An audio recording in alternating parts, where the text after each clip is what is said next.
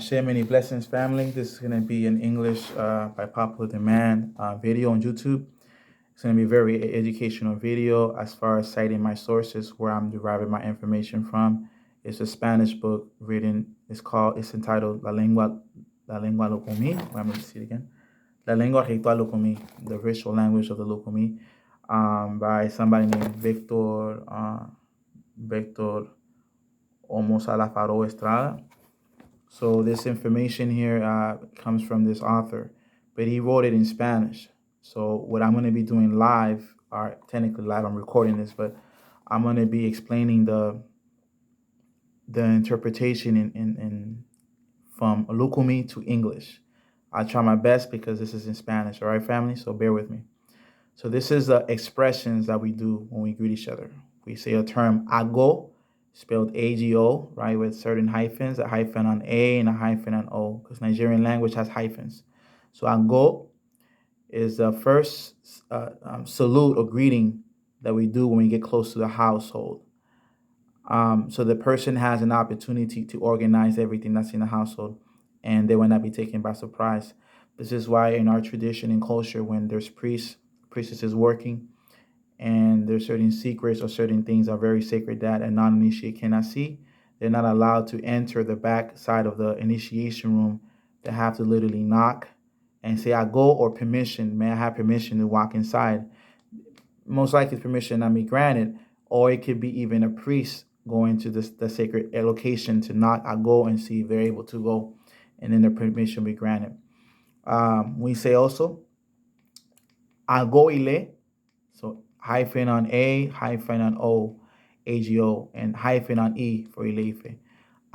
For Ile. I go Ile, permission of the household. That's what it means. I go Ya, hyphen on YA. Sorry, hyphen on A. I go Ya means permission. Permission to enter, permission to pass.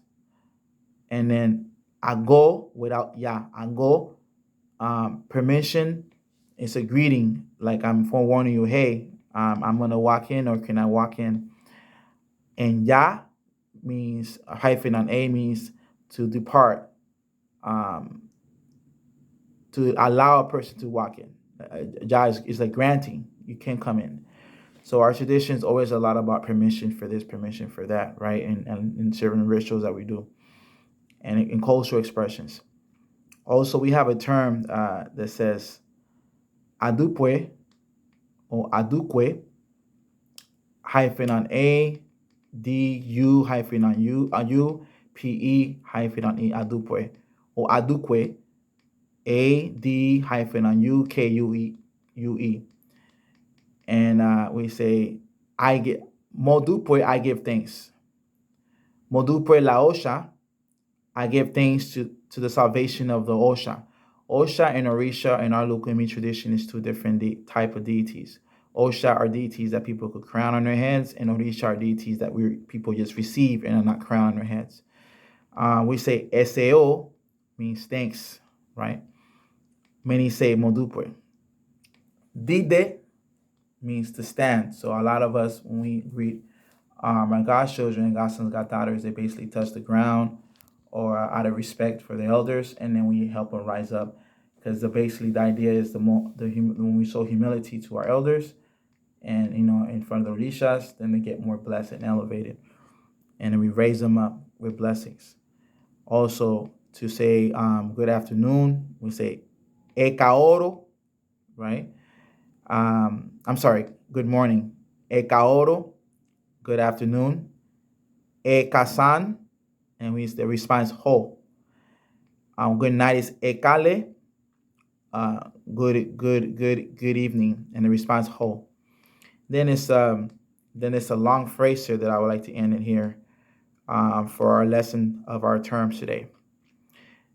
E kokoro hobi hobi, or we say e kokoro jobi jobi. It says the earthworm that eats the coconut inside, from the inside. This phrase indicates that what's inside,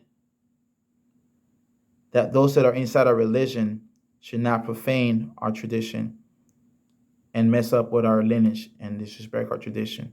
So it says here, it's like the coconut had an earthworm inside. So it said we have to even be conscientious who we allow in our tradition initiate before we let them in too deeply, because then they could affect and everything. It's like a spoiled apple affecting everything. So that's what an ancient ancestral proverb means. Um, so yeah, so that's also yeah. So we're gonna stop there, making it short, sweet, because we don't want to make long videos. But that's we're gonna do that, and then I'm gonna also have a discussion in another book later on in another live. I mean another video is the Yoruba Pantheon conversations with this Bible Orisha priest. It's an old book that was written, and I'm gonna all this is in Spanish, but I'm gonna translate in English, just for us to educate ourselves. So we'll start with the terms first, get the terms out the way, right? And then we can have a lesson there. We can learn as we do. Okay. So I have a special group also that I've been teaching, and I'm gonna also transfer that information to my group. But I wanted also because I don't really get much in YouTube a lot like I used to, but just little information here and there. It could suit you and help you. But that way you understand that lucumi language is not just abrupt words without sense or meaning. There's a lot of words that we learned from our ancestors that still have meaning and we still use to this day. So, all right, so many blessings, family. Ashe Buddha Shashe, Onareo. Blessings.